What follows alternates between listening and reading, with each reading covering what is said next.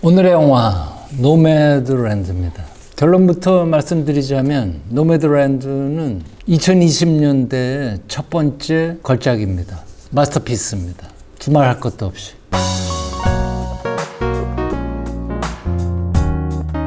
이유는 풍경에 대한 영화이기 때문에 그렇습니다. 랜드스케이프에 대한 영화입니다. 영화는 이렇게 시작하죠. 엠파이어, 제국. 그런데 사실은 네바다주의 사막 근처의 한 광산 마을입니다. 지금 폐쇄됐습니다. 광물 석고가 많이 생산되는데 글로벌라이제이션으로 불경기가 닥치자 미국의 광산 사람은 쇠퇴하고 미국은 빅테크가 지배하는 사회가 됩니다. 플랫폼 기업들이 지배하는 사회가 되죠. 아마존, 구글이 지배하는 사회가 됩니다. 이 엠파이어라는 광산초는 폐쇄됩니다. 사람들이 뿔뿔이 흩어집니다. 주민들이 다 떠나갑니다. 심지어는 엠파이어의 우편 번호도 사라집니다. 그리고 우리의 주인공 펀이라는 인물이 탄생합니다. 그 펀이 바로 프란시스 맥도먼드입니다. 경제적인 붐으로 번창했던 광산촌이 경기 쇠퇴로 우편 번호도 사라지고 펀이라는 문제적 인간이 길을 떠납니다. 다운 더 로드 합니다. 그리고 노매드가 됩니다. 노매드 하면은 굉장히 그렇죠? 2008년 금융위기 전에는 글로벌 노매드로 살아야 된다. 이게 부르주아들의 어떤 꿈, 비전이었죠.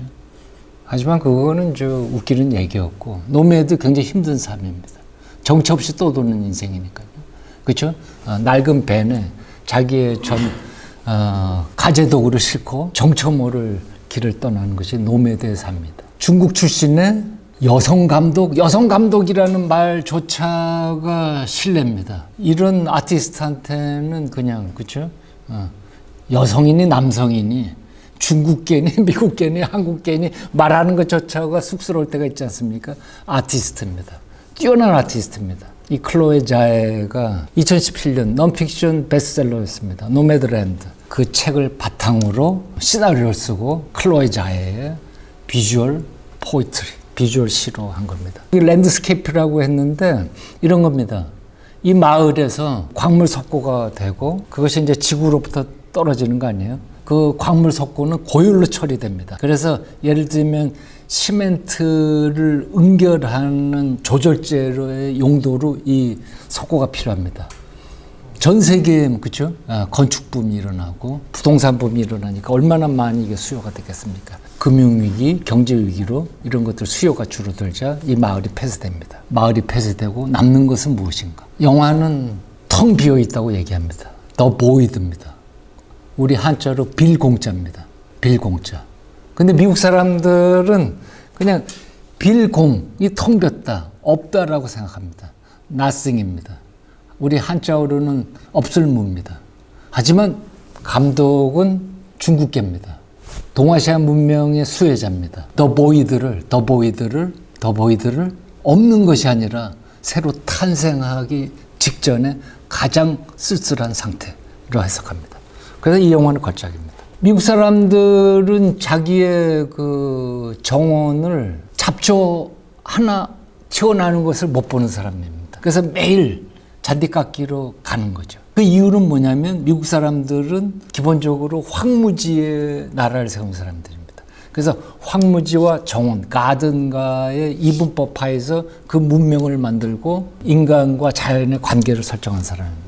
바로 여기서 헤어짐과 정착, 헤어짐과 만남의 이야기, 별과 바람과 돌과 그리고 풍경의 이야기. 우리 클로에 자의 감독은 아티스트입니다.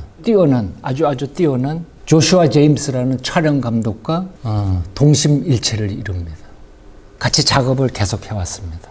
그래서 롱쇼트와 황무지는 롱쇼트입니다. 그 황무지를 떠도는 노매드랜드, 그 방랑자들은 미디움 샷입니다. 이거의 대비와 변주를 통해서 2시간여의 이 뛰어난 영상시를 써나갑니다. 지금 미국의 영화평론가들은 새로운 영화적 조류가 탄생했다. 신자연주의, 영어로 New Naturalism. New Naturalism은 영화 강들에게 잊을 수 없는 현역 감독이죠. 테렌스 멜리. 무지무지한, 그렇죠? 과작. 몇 작품 안 되죠. 이 사람이 에마뉴엘 루베스키라는 멕시코 촬영감독 기억하시죠? 아카데미상 촬영감독상을 3년 연속 받은 레버넌트 뭐 이런 영화로 둘이 같이 만들었습니다. 신자연주의를. 신자연주의 한마디로 뭐냐면 이겁니다. 인간과 자연입니다. 인간은 자연을 만나서 트랜스포메이션, 변신합니다. 변신하고 삶을 살아갑니다. 그럴 때 인간과 삶은 시공을 초월, 트랜스센던스한다.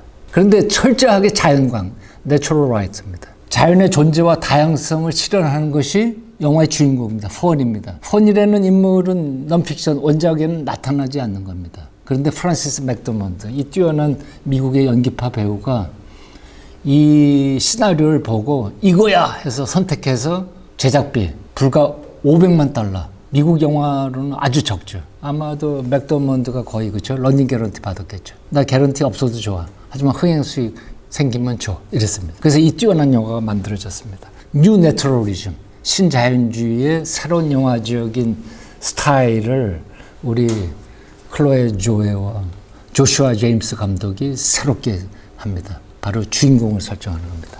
2021년에 두말 할 것도 없이 이미 주요한 영화상들의 작품상을 석권하고 있고요. 과연 3월 26일 아카데미 작품상에도 아카데미상의 심사위원들이 클로아 자에와 이 뉴 내추럴리즘에 손을 들어줄 것인가 아닌가가 흥미진진합니다. 왜냐하면 현재 미국과 중국이 패권 전쟁이죠.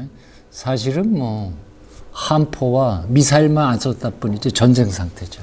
그런데 과연 동양의 미학이죠. 그렇죠? 미국의 쓸쓸한 랜드스케이프의 풍경을 동양의 미학으로 해석해서 표현했습니다. 물론 클로에 자에는 시진핑의 적수입니다. 비판합니다. 하지만 중국의 철학입니다. 중국이 보는 세계관입니다. 미국의 백인들이 과연 노매드랜드에 손을 들어줄까? 글쎄요. 저는 손을 반드시 들어줘야 한다. 왜냐하면 지금 7편의 영화들이 후보 지명 받았는데 뭐 두말 할 것도 없이 압도적입니다. 작년에 아카데미 작품상은 우리 국민 감독이 됐죠. 봉준호 감독의 기생충이 받았습니다. 아마도 그 아카데미 작품상 이때까지 받은 영화 중에 가장 아티피셜, 조미료가 들어간 영화가 아닐까요? 플로팅의 영화였습니다. 하지만 금년에 가장 유력한 영화 노매드랜드는 그야말로 유기농, 무첨가제 영화입니다. 하나도 섞여 있지 않습니다. 태양빛이 자연을 때립니다. 거기에 펀이라는 인물이 나오고 펀과 노매드하는 그 방랑자들이 인간 유대의 관계를 맺습니다. 영화의 클라이맥스는 스웬키라는 그 할머니가 암에 걸려 있습니다. 그리고 알래스카까지 마지막 여행을 떠납니다. 병실에 입원하기보다는. 왜냐하면 자연과 함께 살다가 죽기 위해서. 근데 다시 스웬키의 시신을 이 노매드 방랑자들이 모여서 그의 죽음을 애도합니다. 하지만 눈물을 흘리지는 않습니다. 왜냐? 이 영화는 랜드스케이프, 풍경의 영화이기 때문이었습니다. 그 풍경을 우리 클로에 자에는 The 보이드는 없는 것이 아니라 재탄생, 환생 직전의 가장 어두운 상태라고 해석하기 때문입니다. 바로 이 지점을 보시면 영화는 2시간 내내 황홀경을 관객들에게 줍니다. 저도 오래간만에 미국 영화를 보고 황홀경에 빠졌습니다. 그리고 오래간만에 영화를 보고 속으로 흐느껴 울었습니다. 노매드랜드. 가장 자연적인 영화입니다. 반복해서 당신의 삶이 아무 가치가 없었다고 생각할 때, 쓸쓸한 늦가을에 첫 번째 겨울비가 내릴 때 이 영화를 보면 세상이 참 아름답다라는 점을 분명히 느낄 수 있을 겁니다. 2020년대 첫 번째 걸작 영화 노매드랜드, 클로에 자에 감독의 걸작 영화 오늘 소개해드렸습니다. 감사합니다.